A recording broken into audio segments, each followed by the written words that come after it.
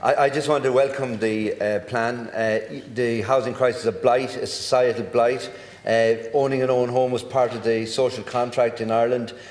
For many young people that just remains a dream. It is an international problem, housing supply and affordability in the UK, Australia, Canada and also in the European Union. We've our first housing commissioner ever appointed because of the issues there. 1 in 10 people in the European Union can't afford to pay their mortgage or rent on time.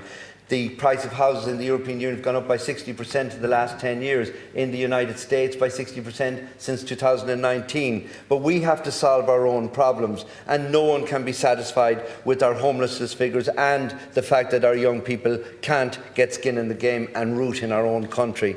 And this document moves us from planning to delivery. Delivery has been too slow, held up by planning, inconsistent planning and resistant planning. Wastewater and electricity infrastructure and too long to deliver that infrastructure, twice as long as the European Union average. And we can't pretend that a 7 to 10 year wait to produce a wastewater treatment plant is acceptable.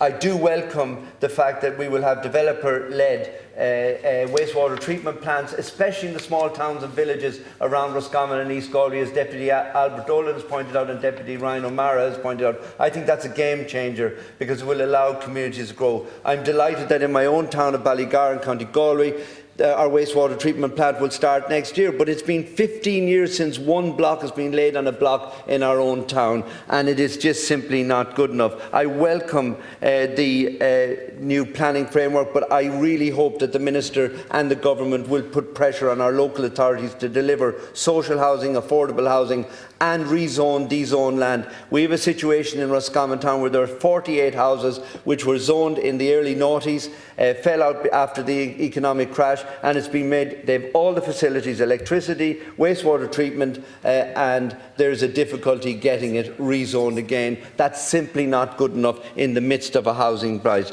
And I'll finally say, because I don't want to go over time, I have 4 children in their 20s, they're relatively privileged, well educated, have good jobs, and they cannot get to the front door of, even with a leg up, of a 1-bedroom apartment. If they can't get to it, what rest for the rest of the young people in our community? This is a generational crisis and we must face it head on.